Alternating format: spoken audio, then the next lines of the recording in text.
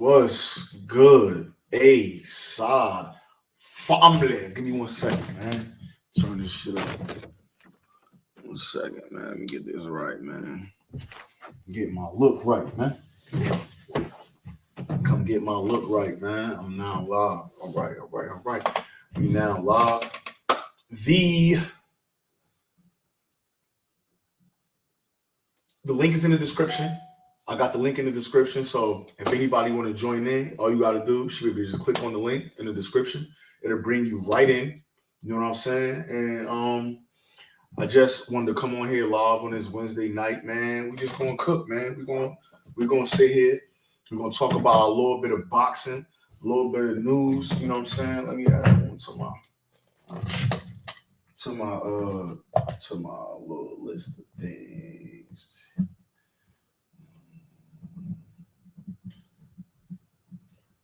Okay. All right. So my man Broadway, we throwing that right up there. Okay. Hey, Broadway, also, just like I'm gonna say, hey, the link is in the description. If you want to join in with me, man, you could, come and join in with me. We know how we do these things, man. So yeah, so I'm gonna just start it off. I want to talk about Teofimo Lopez, man. I want to talk about Teofimo Lopez. I want to talk about boxing scene just reported that they finalizing a deal for the December 10th showdown with Jose Pedraza. I don't know, man. I'm trying to figure out how we're gonna word this. All right, let's just talk about it. So Teofimo Lopez, I remember watching Teofimo Lopez. Like I literally, like I'm in my basement now. This is where I work out of. I remember standing in front of my couch, yelling as loud as I can at my TV while Teofimo Lopez is fighting Vasily Lomachenko in that 12th round, where Teofimo Lopez decided to bite down and he hurt Lomachenko. Then, they stopped the fight in the last couple seconds or whatever to heal up the cut and all of that other BS, right? I remember yelling to the top of my lungs, Teo, a young guy, I like his energy. I like the way Teo move. I like the way he operate. And I just remember being so happy and so proud for Teofimo Lopez at that point. You know what I mean? And then after that fight, I think everything that Teofimo, all the love he was building, I think he just got rid of it. You know what I mean? He started, just acting real different. Acting like his dad. You know what I mean? Disrespecting people. You know what I mean? Talking like he was the A-side, like he was the A-side of the tank, and just really not understanding the business. And then obviously here comes this purse bid with George Kambosos. They do whatever they do. They send the purse bid over to Triller. The long story short. But we get to this moment where we hit now. Teofimo Lopez has now moved to the 140 division. We've seen him fight Pedro Ocampo a couple months back, and now he's supposed to fight Jose Pedraza. But my problem with this is when Teofimo Lopez was doing all of this talking, he made it seem as if he was going to come to 140 and fight the big dogs. You know what I'm saying? So Pedro Ocampo, if you let BoxRec tell the story, Pedro Ocampo was the 61st ranked 140 pounder in the world, right? And we know that 140 pounds is the deepest division, one of the deepest divisions in boxing. It's one of my favorite divisions.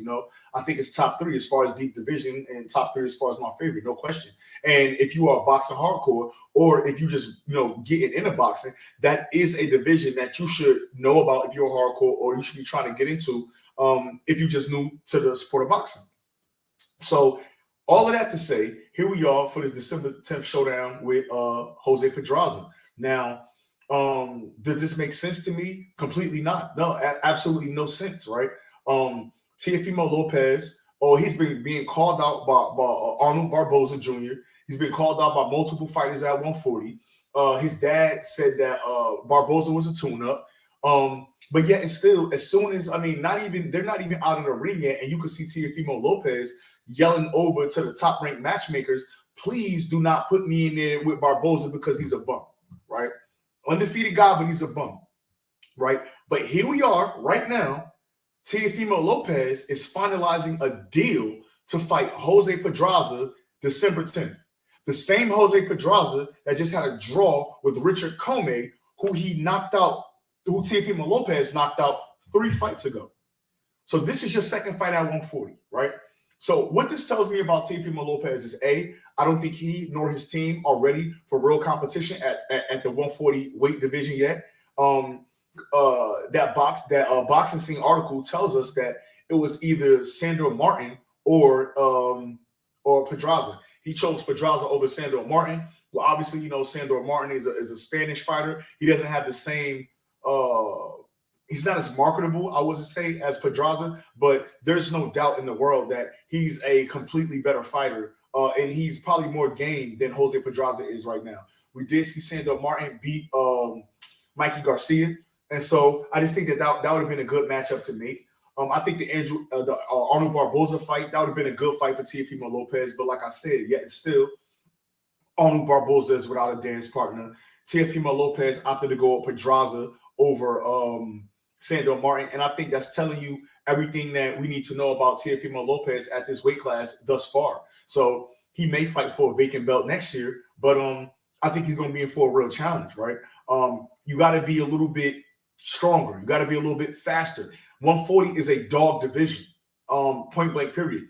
There are dogs at 140. These guys come to fight. And if you having an off night, if you are not mentally prepared, if you are not on your A game, you're going to fall off. You're going to lose. There's no way you beating any of these guys at 140. You come in fucking around playing games. Shout out to my boy Hitman, man. Shout out to my boy Hitman.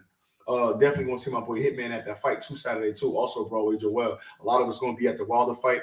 If you're going to be at the Wilder fight, hey, drop me a note. We're going to all tune in with each other. All tap in and maybe do some big meetup at the fight or during the fight. In between rounds or something. We all get a drink or something. I mean, first drink on Hitman. Fuck it. You know what I'm saying? First round on Hitman. It's all on him. First round. But nah, man. I look at Teofimo Lopez, man. He was, like I said, six months ago, he was doing this, this big chat, big talk. Now all of a sudden we went from the big talk, excuses behind the Kambosos loss, into the Pedro Campa win, a Zanfer fighter with already had losses. And now we fight Pedraza, a guy who just drawed with a guy that you knocked out in the second round 2-3 fights ago. What are we doing? I don't understand that. I don't understand that over Arnold Barboza. Do you not want the competition? Do you think that Jose Pedraza is going to bring some type of? I don't get it. I just don't get it, man. I don't get I don't get the reasoning behind that. Like, why pass on Sandor Martin? Why?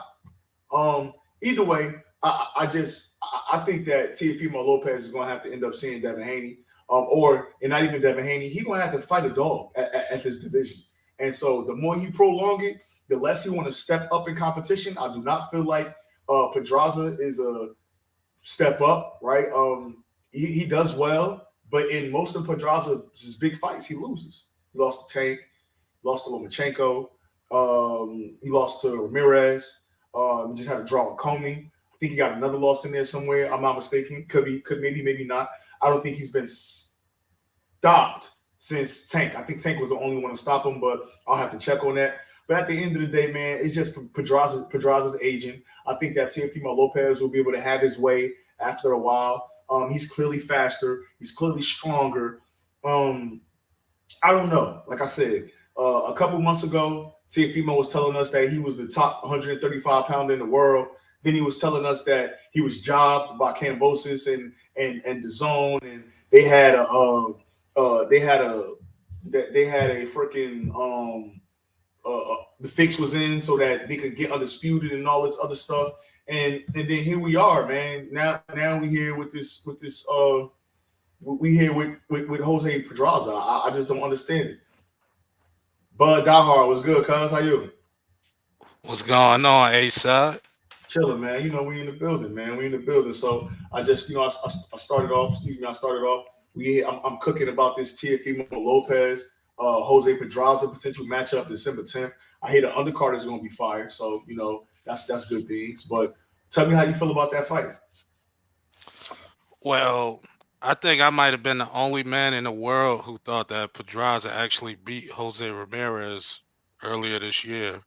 I thought that what based off the commentary that I was hearing during the fight, they were scoring a lot of like body shots for Ramirez that didn't land cleanly.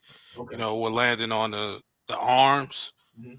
So they were giving him, a lot of dap for that. And I didn't think he was very effective, with that body attack that he was using. I felt like whenever they were, in the center of the ring, it was kind of a mismatch. Ramirez, he slowed down a little bit towards the end of the fight. And I thought Pedraza picked up good momentum and won those rounds. Okay. They gave it to Ramirez, not surprising. Okay. They fight in his backyard. That's top rank, not surprising. And then we have, this fight with Richard Comey. He gets hurt several times in that fight, and at times it looked like he was going to be on his way out of there. Mhm. But second half of that fight, thought he dominated the fight against a fighter that clearly ran out of gas. Okay. I know Richard Comey is not a big guy, but maybe he might want to consider moving up to 147. I Coleman. don't know if he's not a big guy, but the how he looked in the second half of that fight kind of remind me of how Dog Bay was looking against who Shakur Stevenson beat. Just running out of gas. He didn't look very good. Who, Joet? Did he fight? Yo, Joet Gonzalez. Yeah, he ran out of gas in the second half of that fight with Joet, and that's what that reminded me of with Richard Comey. Yeah. And so that fight getting scored a draw wasn't a bad call. I thought it was a relatively close fight. All right. But this feels like a little bit of spoon feeding going on the part of Top Rank. There's spoon feeding Teofimo, an opponent that he matches up very well against, an opponent that isn't in his natural weight class at all. Mm-hmm. When Tank fought Pedraza, that was Pedraza at his natural weight. And that was 126, right? Was that 126 or 130? I believe it was 130. Okay. And so he beat him. That was his natural weight. And now you got him going up against a big 140 pounder in Teofimo. I think, he looked big against Pedro Campa. And I don't think that Pedraza is capable of outboxing Teofimo Lopez. No. So it's a very favorable matchup. I don't want to say a cherry pick because I think we got to respect Pedraza's boxing skills and what he brings to the table. But hold on, let me stop you though, cuz. Go ahead. Yeah.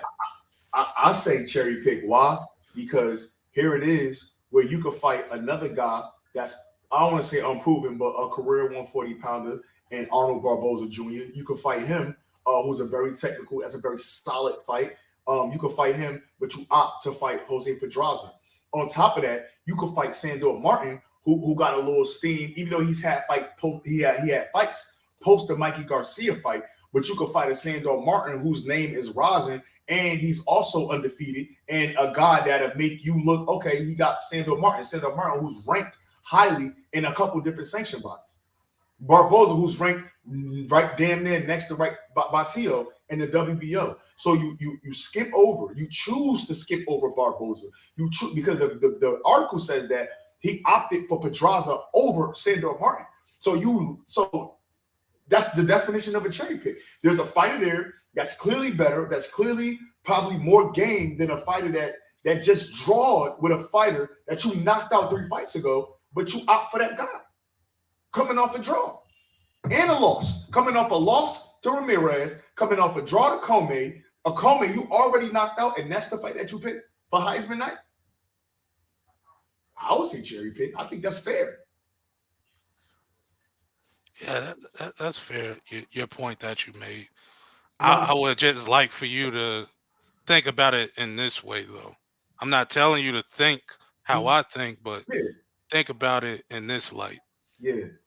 You feel that way because of the competition that we've already seen Teofimo Lopez across the ring from in his short career against Richard Comey, against Vasyl Lomachenko. We've seen him against those type of fighters. Not everybody's transition going up to another weight class is gonna be tune up and then jump into a very serious fight.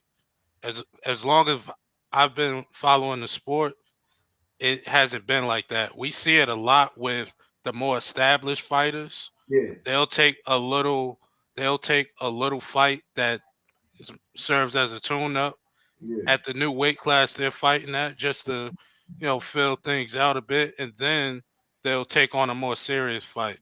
for We sure. have to we have to keep in mind though that Teofimo Lopez has been relatively inactive dating back to when he knocked out Richard Comey. He's fought 3 times since December 2019. So this will be his fourth fight since December of uh 2019. He hasn't been very active.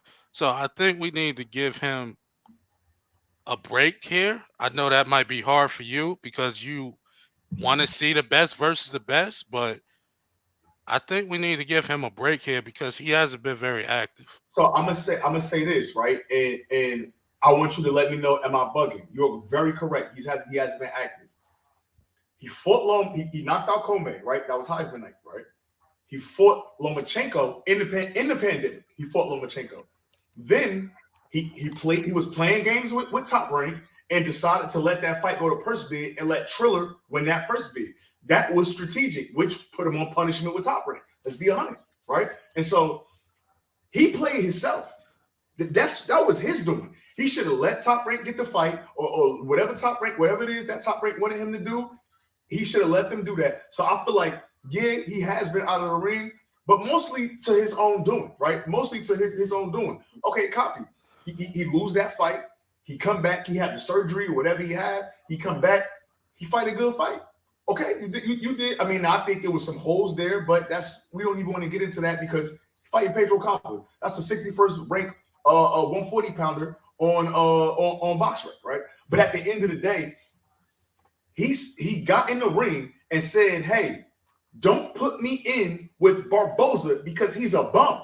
That's what he said. It's literally footage. If you go on the Top Rank YouTube page, while they're pulling his gloves off, I forgot, was it Brad Goodman or Bruce Trample? One of them, they pulling his gloves off, and he's literally saying, "Hey, don't put me in with Barboza. That guy's a bum." And then you turn around and you give me Jose Pedraza off a draw and a loss. And a draw to a guy you knocked out 2 years ago. That's my problem. Now, yeah, okay, you could give him a little bit of slack. All right, you being inactive, but a lot of these guys being inactive. That's like almost normalcy in boxing, right? 1 time a year, 2 times a year.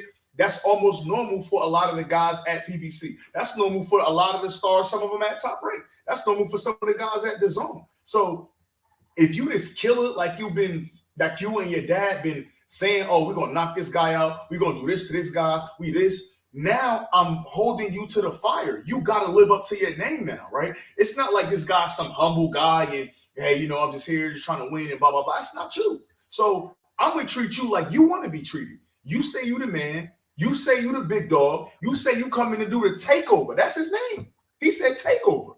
You taking over by fighting Pedro Campo and Jose Pedraza? That's not the takeover for me. You feel me? That's all I'm saying. If you to take over, let's be takeover. But if not, let's do that. But I understand you got to play ball with them for sure. But you turned down Barboza and you turned down Sandor Martin for Pedraza. That's my problem. That's my only problem. It is not even Teofimo Lopez hate. Like I said, I'm the first one to tell you. During the Loma fight, I'm sitting at my couch. I'm screaming to my lungs happy for T.O. Let's go, T.O. Then he turned around and showed his ass after. That's his fault. No problem. But it's just the level of competition. Now, will we possibly see his next fight after this Pedraza fight? Is that probably going to be for a vacant title? Hell yeah, I think so. But at the end of the day, don't tell me you to take over when you turn it down Sandor Martin and Arnold Barboza Jr. You ain't to take over. You just taking whatever, right? Or you to pick over. Or you picking over guys. Like you know what I mean? I like that better. The pick over. You ain't taking over. You picking over. But nah, it's all good. Okay, so I actually wanted to respond to that. Go ahead. Yeah, what's good? Yeah, so yeah, I didn't like the comments. I actually, after that fight against Campa, I didn't hear him say that about not wanting to fight Barboza. No, I no, didn't hear him saying it's that at on the all. YouTube page. It's not me. I didn't make that up. It's the video still posted now. No, I'm not questioning Yeah, the legitimacy of what you're saying. I'm uh, just saying that I myself, yeah, I didn't hear that. Now, that I don't like hearing that because that's him being petty and being childish. He knows that, Barboza's a pretty solid fighter. yeah, Uh, I I feel as though what I really wanted to respond to you about was the talk about the inactivity. yeah. He beat Teofimo Lopez when he was 23 years old. It's actually not very normal for somebody that young to be as inactive as he's been. Uh-huh. And you talked about Top Rank and him making up go. He was being unhappy with the pay that presumably they was offering him for the fight with George Kambosos, Yeah. and that eventually going to a purse bid. I don't think Top Rank was too upset with him about that, and that's not why it's taking him so much time out of the ring. Like, that's not the reason why. The real reason was they pushed Triller, who won the purse bid. They pushed the fight back because Floyd Mayweather was going against Logan Paul. They was supposed to fight on the same weekend. I believe this was back in either June or July. Hold on. Hey, Then, cuz, hey, give me 1 second, cuz. I don't want to cut you off. I do want to show you this, right? So this is that footage. I'm gonna just play it because I can't show the video, but I just want you to see if you can hear this. cool.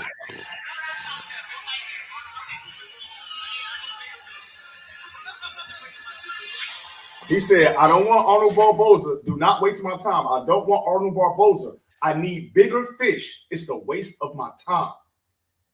Yeah, and the same, and a few minutes later, he said, I want George Kambosos. So Yeah. it's weird. It's weird. Teofimo's a weird guy. I'm Yeah. not going to defend his antics at all. Yeah. But what I wanted to, what I was really responding to was, the reasons for his inactivity. I don't think that it's normal for him to have been out of the ring as much as he has.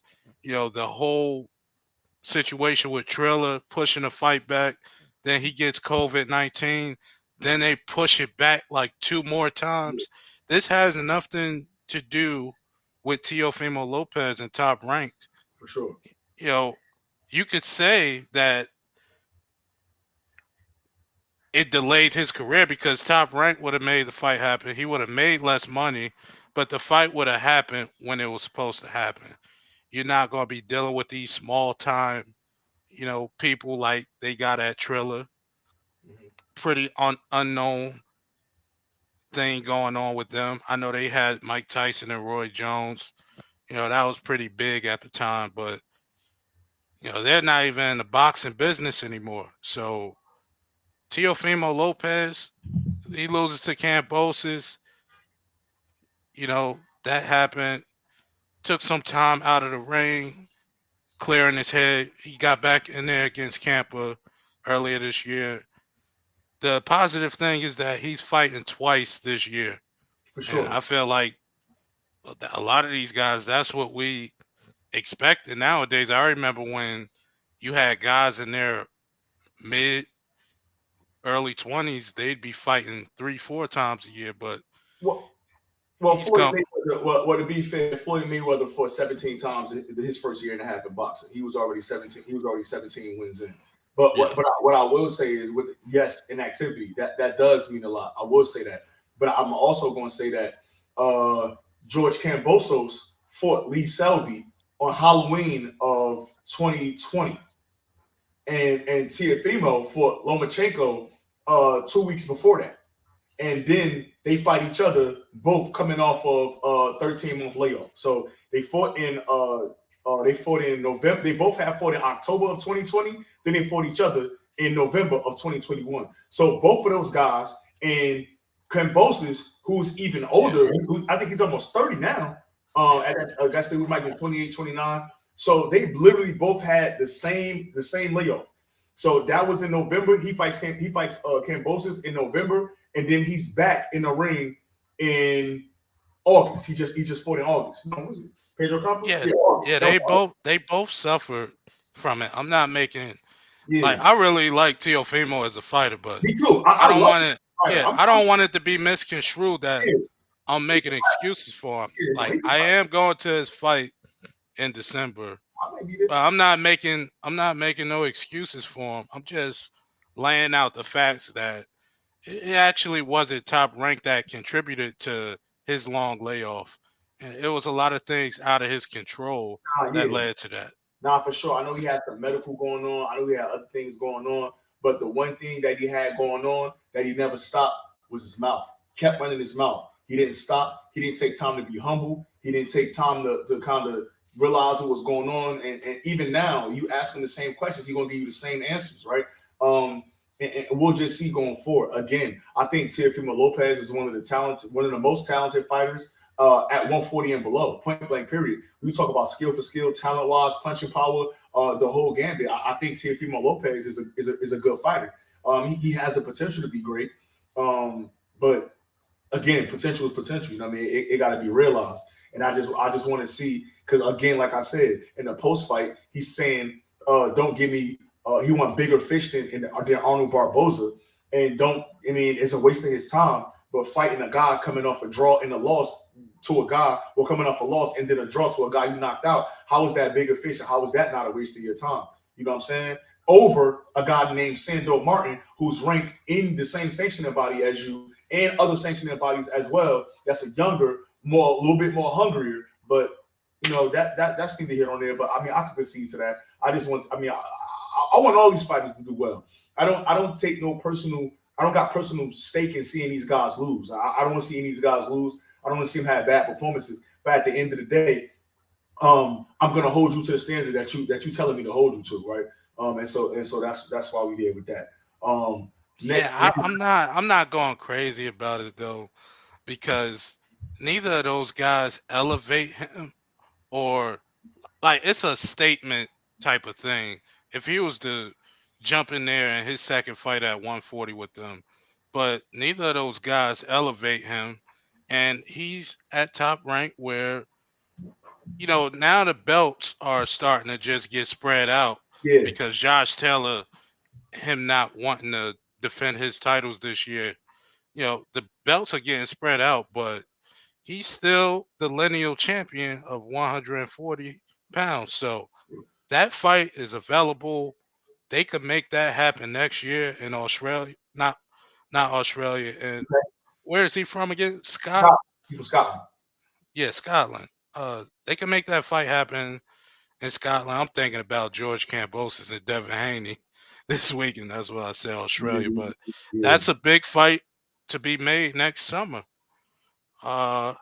Let's see what happens though. Maybe they do put him in with Barboza after this fight with Pedraza.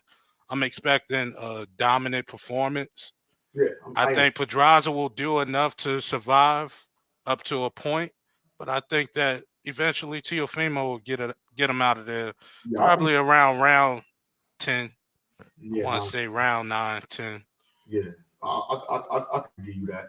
So what you all right, so they announced Regis Prograis, Charles Zepeda, Jose Zepeda, November 26th. How you feel about that one?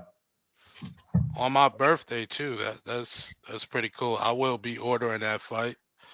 It's a fight for the fans, I think.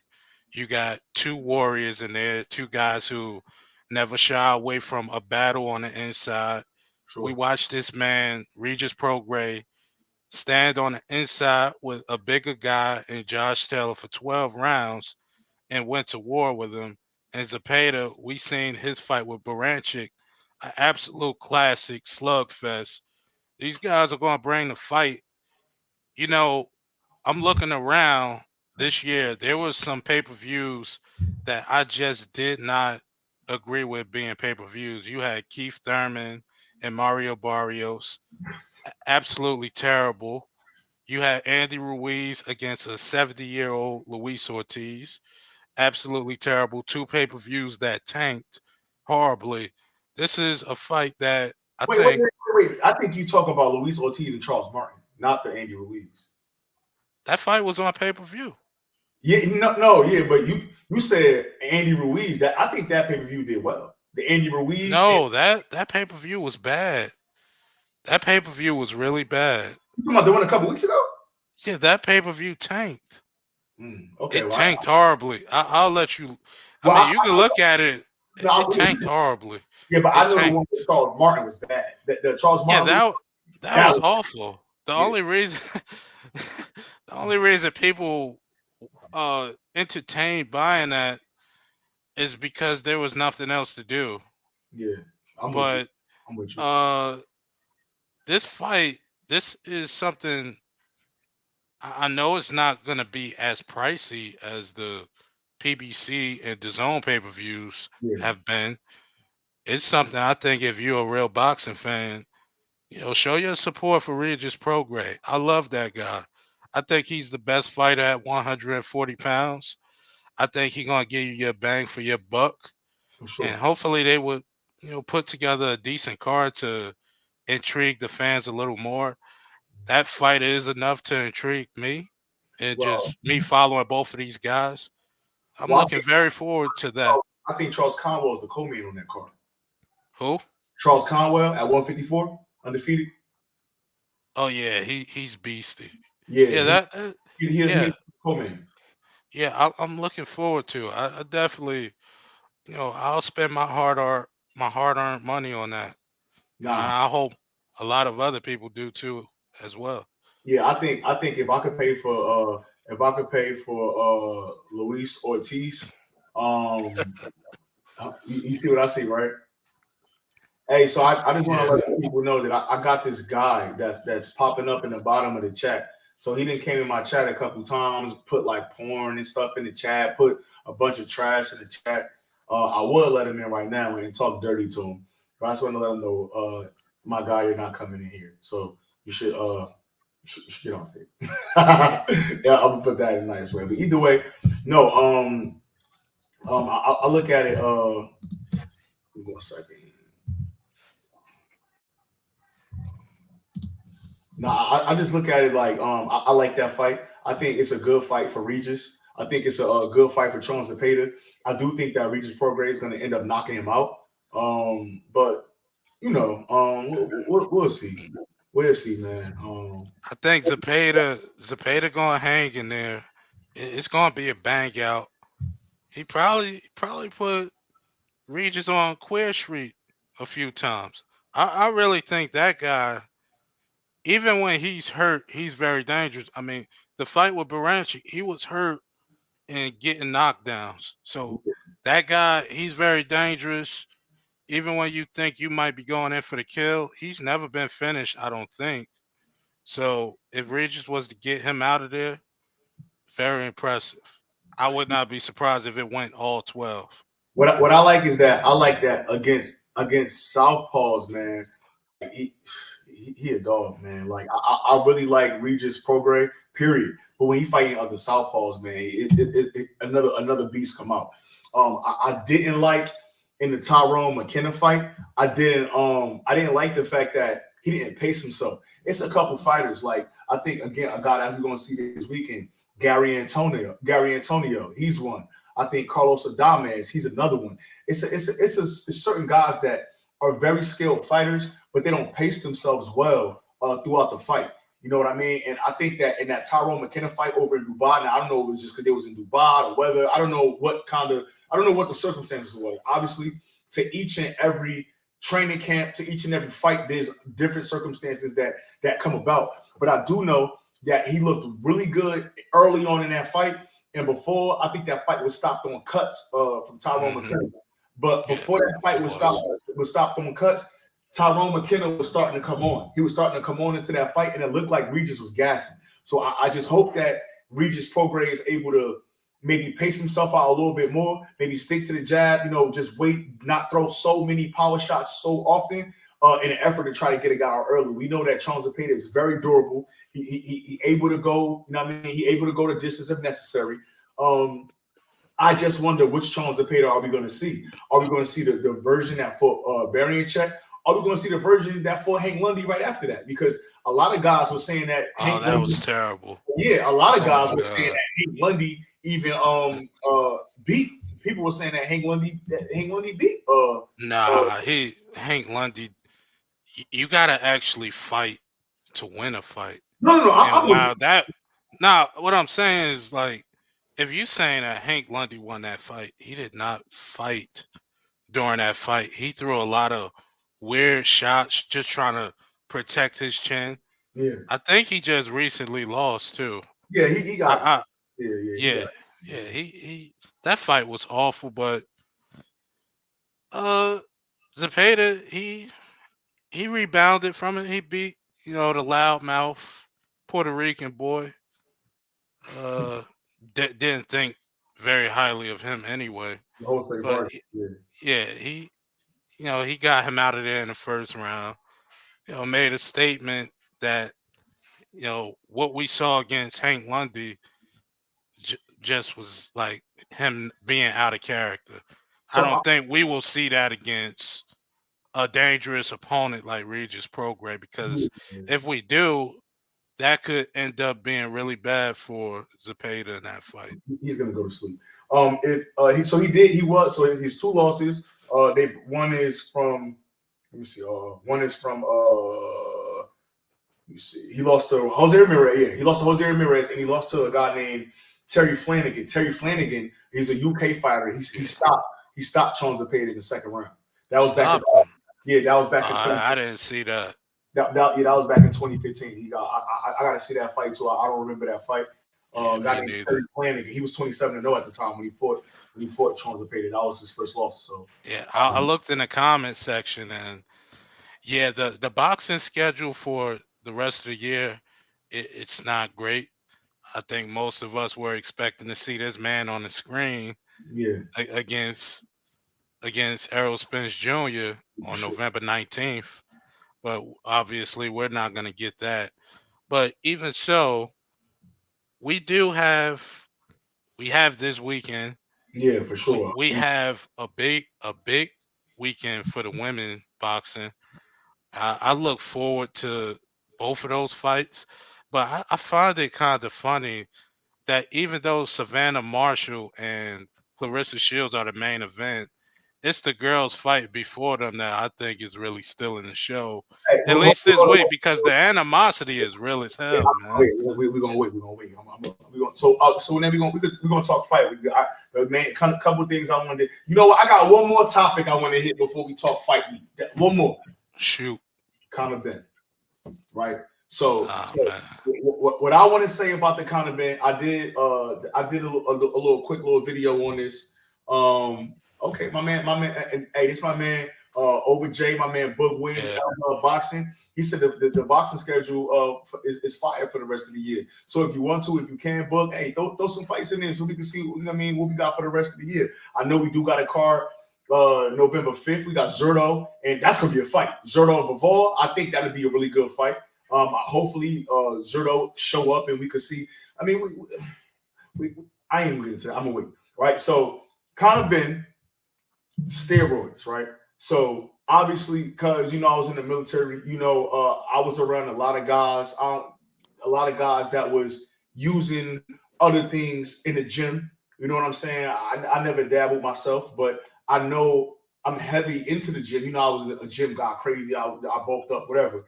But I'll tell you this: Clomid or Clomiphene, what he popped for, is a PCT, and that's a post-cycle treatment.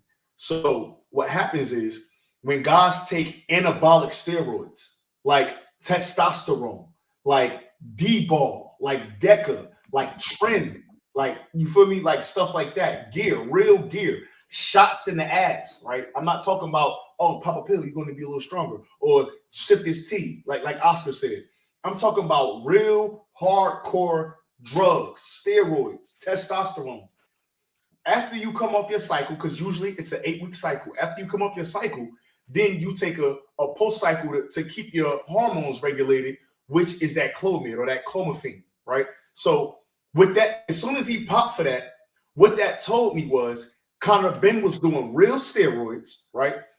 He had Chris Eubank drained down to a weight that he never fought before, a rehydration clause, and you're doing drugs on top of that. I'm not joking. I'm not being funny. I really feel that Conor Ben's plan was to go in this fight and hurt Chris Eubank permanent. I really think that his plan was to inflict permanent damage on Chris Eubank. I'm not going to shy away from that. I think that Conor Ben needs to be banned from the sport of boxing. I think, yes, guys do steroids. Yes, anybody could die in the ring. My generation, this year, last year, we have seen fighters die in the ring. And for you to be on anabolic steroids, taking a post-cycle treatment while you got a guy coming down to 157, he can't rehydrate past 100, past like 8 pounds, excuse me, and you're taking drugs. You're trying to kill that man. I don't care what nobody say. He was trying to hurt that boy. And then it kind of just all go together for me, right? He fought a jobber named Gary Paynard, whatever the dude name was. He got dropped twice. We didn't see power from him. Even as recent as the Formella fight. Remember, we saw Formella go to distance with Sean Porter, but Sean Porter played with him. We seen Conor Ben come out and for 10 rounds punch Formella with every single punch that he could throw him, and he couldn't even drop him. He couldn't do nothing with Formella. Now he's so disappointing, man. Yo, now all of a sudden you sleep Algieri, you sleep Ben. Remember how he was acting in the Adrian Granados fight when Granados didn't want to engage him? Y'all don't know if you remember that. He was roid raging in that motherfucker. Roid raging, super intense. Everything is super intense now, but we know why. Because he's on the juice. He doesn't. Yeah. I know they ain't gonna ban him for life.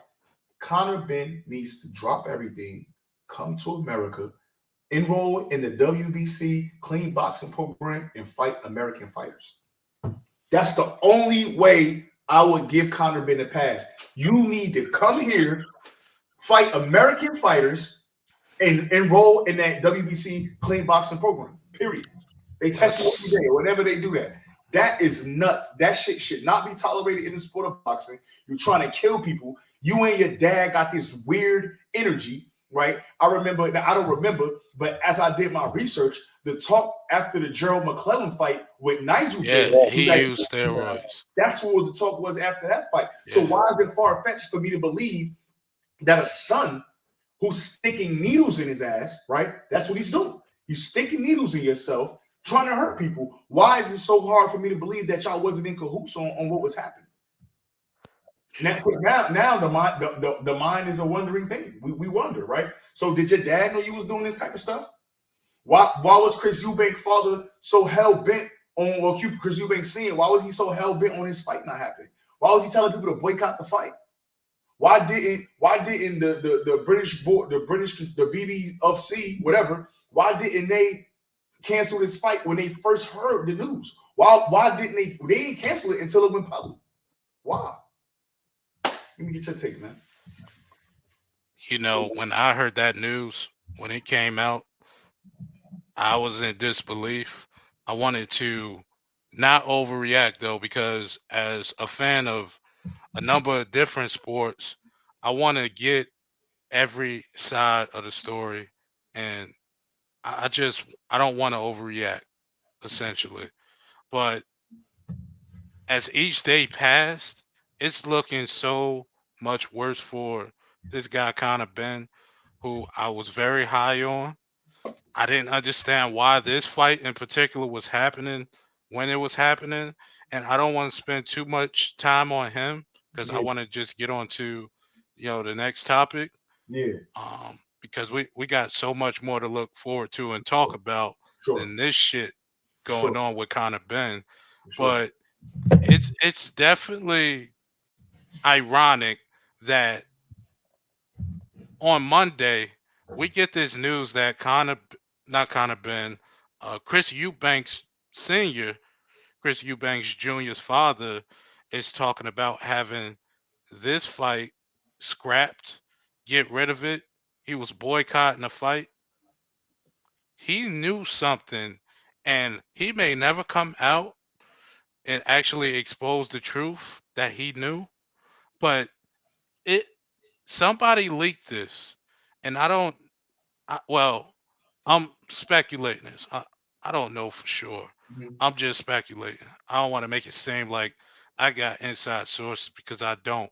Facts. But pe- his request fell on deaf ears, and then like 2 days later, Connor Ben tested positive for performance enhancing drug.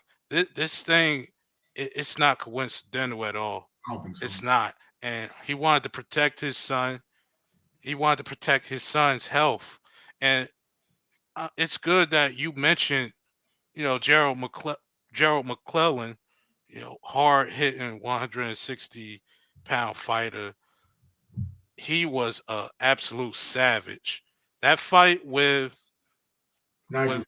with Conor Ben's father, Nigel Ben, Yeah. that was a great fight. Absolutely scary knockout. And Gerald McClellan was never the same after that. I watched that fight. It took him about 12 minutes. They had to get him out of there. Like he was rushed to the hospital after that. That Yeah. man could have lost his life. And then you're talking about how they were looking into it after the fight that he had been connected to possible steroid usage. Like Yeah. this is a trend. Yeah. This is a trend. And Conor Ben's talking about everybody better apologize to him for all the disrespect. We'll see. But right now, it's looking really bad for him and his career. I don't want to go as far as saying that he should be banned from the sport. Let's see what that other test is. Let's see what that's about first. They could find it. That shit probably got baby urine in it. It's all good. Yeah, Hey, that could be the case too. all right. So we on fight week. We gonna go from the, I guess I don't want to say largest to smallest, but we just gonna talk how we talk. So Wilder Hellenius, right? Obviously that's the main event. I will be in the building. I'm sitting in section 1, row C. If anybody cares, right? I'll be in the Barclays. I always put my location. Pull up, right? So Wilder Hellenius, this is Wilder's comeback fight. Obviously, I think what I like about this fight is that these guys are both sparring partners, so they know each other well. They know the ring well with each other in it. B, both of them guys is coming off the same layoff because Hellenius knocked out Kalnacki on the undercard of Wilder and Fury 3. So it's literally the same. Both of them were in training camp with each other for that fight, for those two fights. They fought on the same day, and here they are a year later, almost, and now we got this fight. I think it's going to be a very good fight. I don't know if people believe me or not, but I will tell you this. I think that Deontay Wilder knocks him out maybe around the ninth round, but I do think that we see both fighters down and or hurt, right?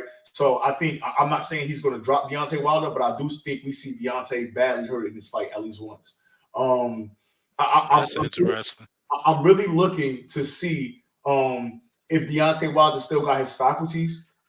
As far as boxing is concerned, I know obviously he speaks very well. He articulates himself very well. It doesn't seem like his speech is slowing down. So that's not what I'm talking about when I say his faculties. I just want to see if Deontay Wilder can go back to the Deontay Wilder of old. I know he wasn't a boxing machine. I know he wasn't a jabber, but I just would like to see if this is still the same Deontay Wilder that most of the American boxing public know and love. I do think he will knock him out in the ninth round, but I do see him being hurt, substantially hurt in one of these rounds leading up to that ninth round. What you think about that fight? Wow, I'm very excited for. Let me get that out the way. I'm Yeah, very excited to see not Tyson Fury, Deontay Wilder, yeah. seeing him back in the ring, going up against a quality opponent in Robert Helenius. But I'm a little uh, the opponent choice to me. It feels like a tune-up. I think the reason why people, go into this fight, it's just the spectacle of seeing one of the greatest heavyweights of this generation coming back and looking good in dominant fashion. And to be honest, if Wilder went in there and got buzzed and hurt by Hellenius, albeit this is a very quality opponent, I would be worried because this man just fought 3 times against Tyson Fury. Mhm.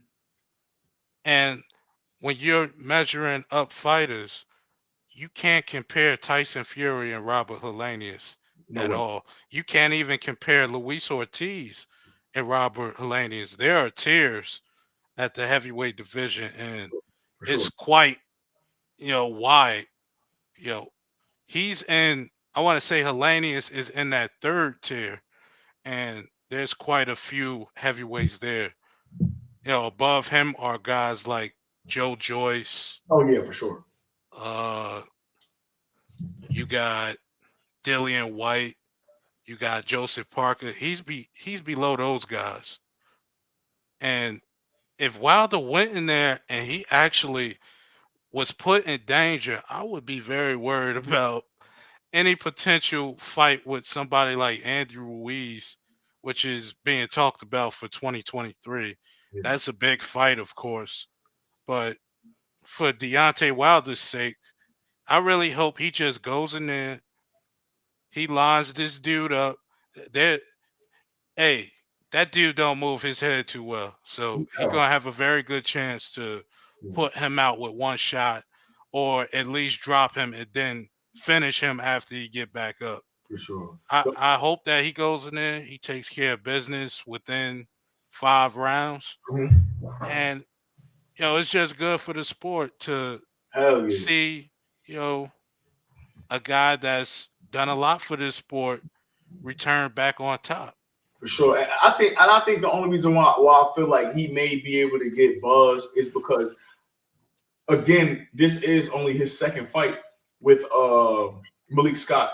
You're not talking about some guy that's switching trainers on his 15th fight, or obviously it was after his first loss, but second loss, I would say. No, first loss, right? So you are seeing a guy switch trainers, and I know when things hit the fan, you kind of revert back, right? So I don't think there's personally, I really think there's no way in hell that Helenius is going to win this fight. But I will say, in the midst of an exchange, in the midst of or whatever, a breakup, a tie-up, or whatever, you may be trying to still think about what your new coach is telling you to do and not revert back to that old Deontay Wilder or what he would have done in the past under a different coach or under whatever. So I just now if his chemistry with Malik Scott is on 100%, I'm not worried about nothing. I think he get him out of there fast, 3-4 rounds.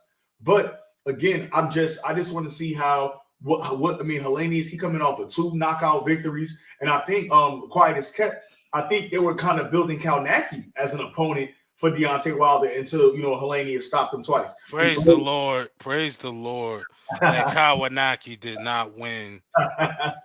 Praise the Lord, because Kawanaki looked so terrible in his last fight. Yeah, man, oh man, I'm happy for his wife and his children that he did not win that fight against Helenius. It would have been an absolute scary sight to see Wilder in there with that man. Yeah, he would have got hurt. And he said after his going into his last fight, he said, if I lose, I'm done. I hope he is done, because he did not look good in that fight. Okay, so next fight is the co-main, Caleb Plant versus Anthony Dirrell. A lot of people was on my head. I predicted that Plant gonna stop him at 11. The reason why I say that, you got Plant, who doesn't have doesn't have the best looking resume, right? But I would say in the 2 fights that he did that were actually notable fights, the Canelo loss and the Uzcategui fight, I think that Caleb Plant definitely rose to the occasion competition wise. I think there are some guys who just fight to the level of the competition. Now, he's always showed that he's a skillful guy, probably one of the most skilled boxers at 168. He got decent power. A lot of people like to go back and note that Truax fight, but I tell anybody that talks about the Truax fight, I let them know that, hey, the dude fractured his hand in the second round and still beat him up for 12 rounds with a jab. I'm not arguing with that. I love boxing, right? That's my favorite thing. As soon as I see a fighter, I want to know, can he establish a jab? Because the jab will take you around the world, right? I feel like he's going to stop Anthony Dirrell. One, because I feel like after that Canelo loss, he wants to reinvent himself. And number two, oddly enough, after the Canelo loss, he brought Breadman on, right? And none of Breadman, not too many of Breadman fighters are known for knocking guys out. Let's say that. But I just feel like both of them together, they're trying to reinvent themselves. We know Breadman know boxing like the back of his hand. We know Caleb Plant is a true student of boxing that is always in shape. And I just feel like with that combination, you got an Asian Anthony Dirrell. He coming off I think he knocked out Marcos Hernandez, who was in the fifth round. I forgot when he knocked him out. But that was fourth round. That was an even fight before he knocked him out. I think he was surprised that he landed that punch. And mind you, that was a 160-pounder being moved up to 168. Before that, he had a draw with Kyron Davis, a 160-pounder moving up to 168. Before that, obviously, he was stopped by Benavidez. But coming off a loss, a draw, and really just, beating up a guy that's really don't belong in the ring with you anyway. I don't think his jab is faster than Caleb Plant. I don't think his footwork is faster than Caleb Plant. I don't think he can counterpunch better than Caleb Plant. I just truly think that he's going to try to make it gritty. He's going to try to make it a dog fight. But I think at the end of the day, Caleb Plant got enough skills, enough tools to get past him. And I just think that Caleb Plant is going to – even Breadman, he was quoted in an interview saying he thinks it's going to be a really violent fight. And I mean, listen, I know people were looking at me like I'm an alien, like I got fucking eyes coming out the top of my head because I'm saying that Caleb Plant is going to stop this guy. But I truly do not see Anthony Dirrell making it to the last bell. That's just my personal opinion. What you think? Well, that is, calling a knockout, that's bold because I don't see that happening. But I feel this is going one way and one way only. And it's going in the direction of Caleb Plant. He's the younger fighter. He's at this point, I believe, stronger. Dirrell pack a pretty good punch. 34 wins, 25 knockouts. Not a light puncher by any means, but he's also been very inactive. He's 37 years old. He looked really bad against Kyron Davis, a short notice opponent who he took on back in, what's it, that last year, I think? That was last year. Last year. He looked really bad in that fight. Having a draw with a guy like that, don't love it at all. Don't love it. He's jumping up to a different tier of opponent, and he's a diminished fighter in terms of reflexes and also, I think, durability. So I think he'll do enough to make it through 12 rounds. He'll play possum, I feel, at times in this fight to try to get Caleb Plant to make a stupid mistake. But I think overall, Plant will be too sharp for him, and I expect him to cruise to a relatively easy victory. Yeah, I don't see this fight being too competitive at all. And and hopefully we see Plant against Benavidez in 2023 because those guys been talking mad shit at each other, and we want to see it happen. I'm tired of these dudes at 160 and 168 doing all this lip boxing on Twitter. I want to see these boys put the gloves on and get the shit done in there. That's what I want to see. Well, just for note, that Anthony Dirrell fight where he knocked out Marcos Hernandez, that was on the undercard of Caleb Plant Canelo. So they both coming in with the same amount of time out. Yeah. And no excuses. Another note on the Benavidez thing, I'm gonna just be honest. That fight was offered to Team Benavidez a while ago, and here we are. So I'll just say that. I'll say I like David Benavidez. I want to see him in there against top guys. But when you're honest with it, his last fight was a blown up 160-pounder in Lemieux, and he shouldn't have been in the ring. The fight before that, he was supposed to fight Uskatigi, but obviously he popped with the steroids. But again, it was a blown up Kyron Davis to 168, and he actually got the job done. Before that, It was Ronald Ellis. I think he fought Ronald Ellis. Yeah. Got the job done.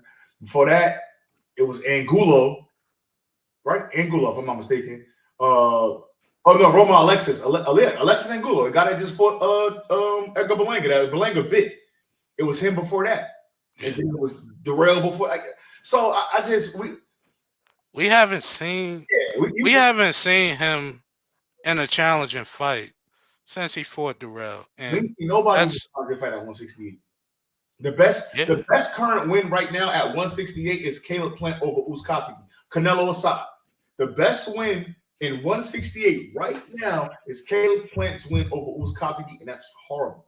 And that was like 2017-18 when it happened. Horrible, right? So next you got Devin Haney versus Kambosos. I've been watching Devin Haney training videos. You got a couple new people in his camp as far as coaches are concerned. But I mean, his dad is still his head coach, but I just see him working with other people in the midst. I like that. I see Devin Haney keeping his hands up a little more. I do got Devin Haney by decision, but I do think he sit Kambosos on his ass at least one time during this fight. I got Haney by maybe a split decision. I think this fight going to be a little more scrappier than the first fight. Yeah, but I do have Devin Haney winning. I do like that I've been watching him fight out of that high guard and low guard. I think Devin Haney can stay in the pocket too much for him to be fighting out of that Philly shell. And as the fight go on, his Philly shell diminishes clearly. His Philly shell goes to shit later on in the rounds. And I would personally, I would prefer to not see him fighting out that Philly shell as much. Little high guard, little low guard, mix it up in between. And I think he can have a lot more success that way. What you think? Well, I definitely think it's going to be a scrappier fight because George Kambosos got everything to gain and he got nothing to lose. He already lost 3 title belts. So what the hell do you have to lose in there? Yeah. I expect him to go in there, at least in the early portion of the fight, and try to get inside, a little roughhousing on the inside. Hopefully the referee don't let him get away with no dirty shit on the inside the whole fight. Yeah. Because I think that might be where we're going. But at the same time, though, never really seen Kambosos be an inside fighter. So that might be a new tactic that he brings to the table because he knows it's such a mismatch if those guys are just fighting in the middle of the ring. It's such a huge mismatch. And he's got to make up for it in one way or another. It could be, I think it's going to be competitive through the first 4 to 5 rounds. And I expect that the adjustments will be made by Devin Haney and his father. They're going to make those adjustments on the fly. And I don't see, I don't want to make fun of Devin Haney at all. I don't see him dropping him. I don't, and that might be me poking fun at the lack of punch power he's shown of late. But I said this earlier today. He did knock a guy out unconscious, so he gotta have some type of pop. But I don't see him knocking Kambosos down. I don't. Maybe if Kambosos is off balance, which he often is, he's a sloppy fighter. He's very sloppy. Yeah. So he just might jump in with a left hook against Haney and get countered with a right hand and be off balance and get dropped like that. That could happen, but sure. I'm not expecting a damaging shot to put him on the ground. Yeah, I just think that I remember, I know Haney, he had that shoulder surgery. I think that was either right before or right after the Gamboa fight. And truthfully, man, I just think he's a guy that need to move up in weight. I think once and it's part move up in weight and partly is just his style. Like the style, it's like a pro amateur-ish kind of style because with Devin Haney, it's like he don't sit on his punches. He slaps his hooks. And then he don't sit on his punches. And it seemed like a lot of time is like while he's throwing the punch, he's trying to get out the way too.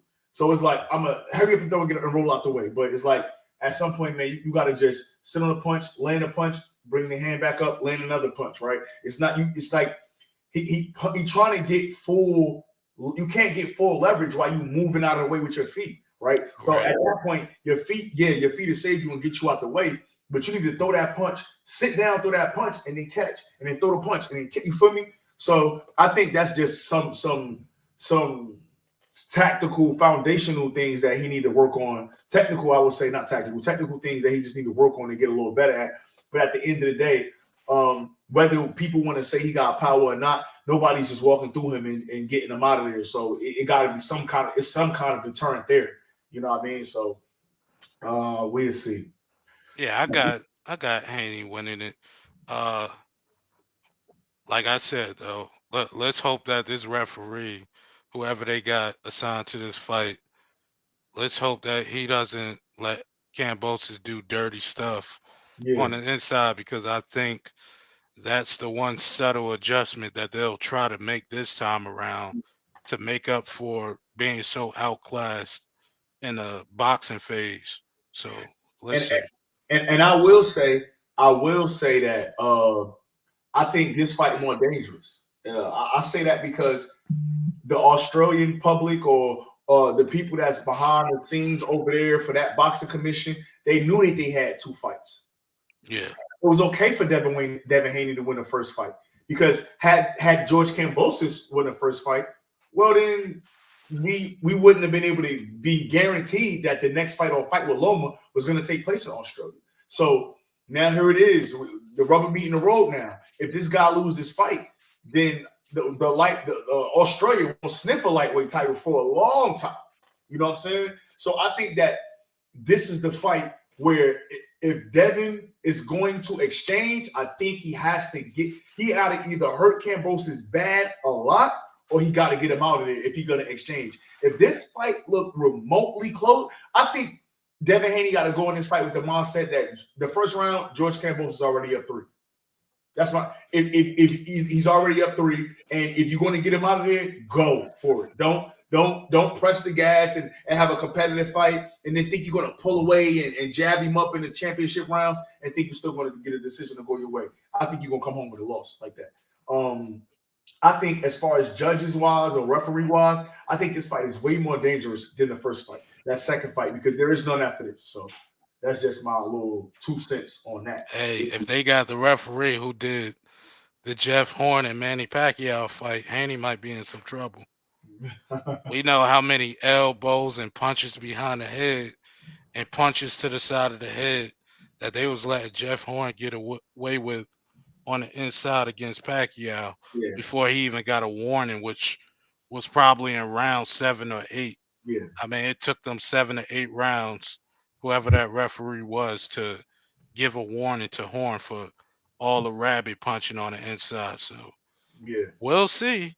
For sure. I know we'll be pretty pissed off if there's some favoritism when it comes to the refereeing in that fight. We'll all be pissed off. For sure. My next one, man. Savannah Marshall, Clarissa Shields. I got Clarissa Shields by split decision. And I'm saying that because, again, we in the UK now. That's their golden girl. That's they one. That's they one. What do you say? That's they one. That's they one. Muhammad Ali. That's they one. Nah, but Marshall they won, man. I think Marshall they won. She got some power. She got a little bit of power. You got to kind of look at the females that she's been knocking out, whatever, right? They ain't Clarissa Shields. One thing I like about Clarissa Shields is that she's gonna box you, and if she see that you're not on her level, she going them later rounds. She gonna start to sit down on them punches and sit in front of you and try to get you out there. Now again, I don't think Clarissa Shields got the biggest power. These only 2-minute rounds, but I think if Marshall is a little too slow, if she not where she's supposed to be, if her footwork is a little bit sloppy, I think that Clarissa Shields is going to beat the shit out of Savannah Marshall. Even if you go back and look at that, the fight that she won in the Olympics, she didn't beat Clarissa Shields. Like, I mean, if you go back and she didn't fucking win, she didn't win. Like, whatever. But I will say, everybody got a puncher's chance. Clarissa Shields, I'm not going to say she got a bad gas tank, but I've seen her look a little tired later on in fights. But again, we just never seen Marshall with the level of opponent of Clarissa Shields, point blank period. And Clarissa Shields, who has she beat? Okay, well, she beat franchise Cruz DeZern, who's now the undisputed at 168. You know what I'm saying? So she got talented fighters, and she got fighters on her resume. But at the end of the day, like I said, my pick, I got Shields by split decision. I think this is another one where Shields got to go in there and say, hey, it's round 1, but I'm already down 2. We got to work. Get to the business. Don't leave nothing on the table.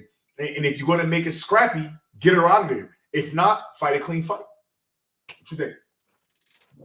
I think that Clarissa Shields, while I do think she should be favored to win, I absolutely would not be surprised if she loses.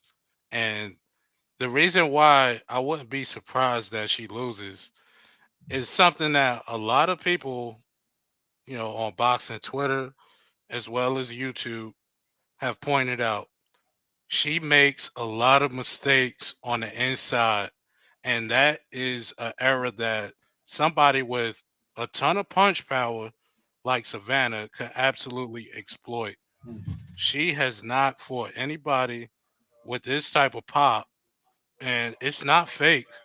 I know what worries me too is Clarissa Shields downplaying that she doesn't really knock people out, this and that and this.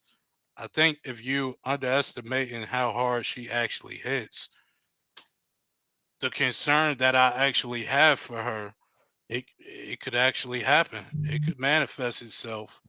But I do want to say, if I had to put my money down, I think Clarissa Shields' boxing ability would win out. But I'm very worried. I'm very worried. I feel better about predicting the fight before this one, which I'm talking about in the co-main event between Baumgartner and Michaela Meyer. I feel better about predicting that fight than this one. I'm very excited to see it. That's crazy. It's crazy you said that because I feel completely opposite. Like, I feel like Shields going to get that win. I feel like this Michaela Mayer and Alicia Baumgartner fight is way harder of a pick. I don't actually went back and forth on this, but I will tell you that I think that Alicia Baumgartner going to win this fight by KO. I really feel like that, and I'm gonna tell you. I go the other way, but you go ahead. I'm gonna give my reason why I feel good about Mayer. So I'm gonna cook this. So I like Michaela Mayer. I think that her level of competition has been head and shoulders above the level of competition that Alicia Baumgartner has fought. But one thing that I noticed about Michaela Mayer is that she's a tall fighter, but she fights small. That's number 1. She doesn't establish a jab. That's number 2. Sometimes she gets sloppy on the inside. That's number 3. And number 4, her favorite combination in every fight is the cross hook, the 2-3. Now, I feel like just looking at Alicia Baumgartner, she's chiseled right now. Chiseled. Now, I mean, like she cut up, she looked ready. And if her and Tony Harrison and her team, if they've been looking at tape, they know exactly what to do with Michaela Mayer. My only concern is that if she's not able to counter, because I think that it will be a counter left hook that's going to get Michaela Mayer out of here. The only thing is that if that don't work and Michaela Mayer get to swarming her, and her gas tank is really going to be tested out. I'm not too sold on Baumgartner's gas tank. That's my biggest issue. Even in the fight that she lost, the girl was kind of just swarming her, like she was just all over Baumgartner, and it's to the point where at the end, Baumgartner, her punches didn't have nothing on it. She couldn't keep her off of her, and she was just kind of conceded to the fact that she was about to lose this fight. You know what I'm saying? I like Michaela Mayer. Like I said, she's strong. She throw a lot of punches. She come forward. She like to fight. But for those same reasons, again, Baumgartner got great footwork. She got a great jab. She's a very strong puncher. You understand what I'm saying? And I just feel like if she's been game planning and she's been focused and locked in, laser focused like I think she is, I think she'll be able to counter Michaela Mayer and really hurt her back and really get her out of there. It's on you. While jabbing is not a big component of what Michaela Mayer does, I do feel in this fight in particular it will be, because I think that the mental pressure that she can apply, as well as the physical pressure onto Bumgarner, I think will really set the tone for how this fight will go. Mhm. I do think that for Bumgarner in particular, I think she might get a little sloppy in this fight. She has very good fundamentals for the most part. But Yeah, I think like the things that I'm hearing, and she just seems very emotional going into this fight. And I'm not sensing the same thing from Mayer. I'm sensing uh more readiness and focus going into the fight yeah, and not making it personal. There's been some really disrespectful things said between them yeah, sure. for a few years now. But Bumgarner, she seems to be amping it up quite a bit. So I'm worried about her lack of composure, her lack of experience. And I think that she isn't very comfortable going on her back foot. Mm. And I think that she will be on her back foot for a majority of the fight. And she will get drawn into trying to swing to get Mayer off of her. And that will lead to counter opportunities. So so I got Michaela Mayer winning on points. I think that the 2 minute rounds in women's boxing is gonna really help Michaela Mayer, because I think she'll get buzzed at some point. I mean, Michaela Mayer, she's kind of stiff as a board. She's very up and down. Yeah, So I do see her getting stung at some point. But yeah, when it comes to just the readiness. I think that's really important. We can't overlook how somebody might go into a fight mhm. and how they might be approaching it and what they expect. And I think that Bumgarner, she might be biting off a little more than she could chew. Mm, I like that. I like that. We're gonna see, man. I definitely, man.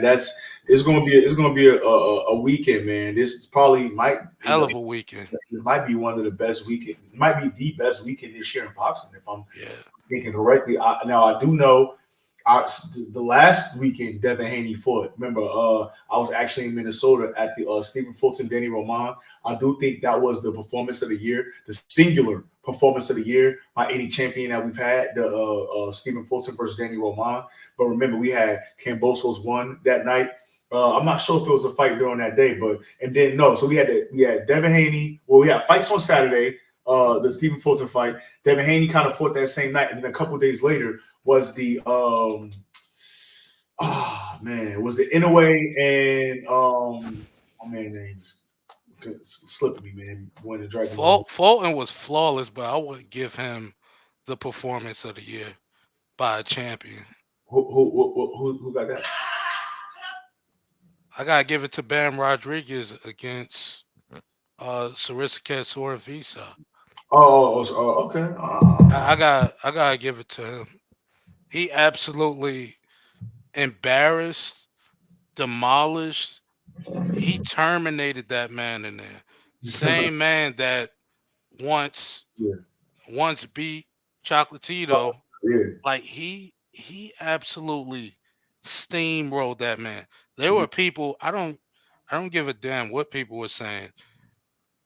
People were saying that this kid could really get exposed this night mm, because he's never seen anything quite like Sarissa Soren Visa. mhm. And he went in there and he changed the discussion. The discussion afterwards was that Soren Visa was washed. Mm, That's what the discussion was. yeah, However, when we talk about Dan, Daniel Roman, Daniel Roman's a good fighter, but we can't put him on the same level as Sarissa Soren Visa. We no, can't. no, no, no. He ain't in the same topic in the same conversation as Nah, us. he's not. No, no, you're right. You're right. Yeah, and then he said, and then that weekend, that, you know what? Joe Cordina won that weekend too. That He beat what's about Ogawa. He knocked Ogawa out. Speaking of Cordina, they just stripped him of the IBF title because of his hand. That Yeah, was absolutely ridiculous. I was looking that was forward to that fight against Rachmanov. I know they were fighting on the undercard of Dmitry Bivol yeah, and Zordo Ramirez. November I 5th. am really, I'm really disappointed in the IBF taking that title away from that guy because he just won the title. Yeah, He just won it. There's been instances where sanctioning bodies have, given a pass to fighters who suffer injury yeah. during training camp, And he and had the proof, like he way showed. too soon. They got an agenda. They got an agenda, and that's what we're seeing with that. I'm gonna tell you this though. The Conor Ben conversation, right? Um, Joe Cordina, and I've been following. I like Joe Cordina, right? But now you start to have this conversation because that same doctor was Tyson Fury's doctor. He was Anthony Fowler's doctor. He's Conor Ben's doctor, and also Joe Cordina's doctor, right?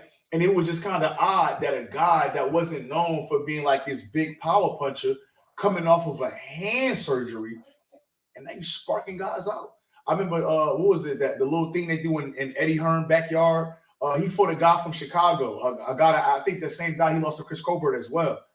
Knocked him out. Like in the second, it was the first round. I think the fight was 40 seconds. Knocked him flat, clean out. Mm-hmm. Ogawa, durable guy. Knocked him out. Got him going. Slept him. Big chin too. Ogawa had a huge chin on him. Guy off Yeah. hand surgery. Yeah. I don't know. I don't want to cast aspersions on that man. I don't like want to do that, but unless he determined that was some funny bit, and they got the same doctor, so we're not. So even it just looks shaky. You know what I mean?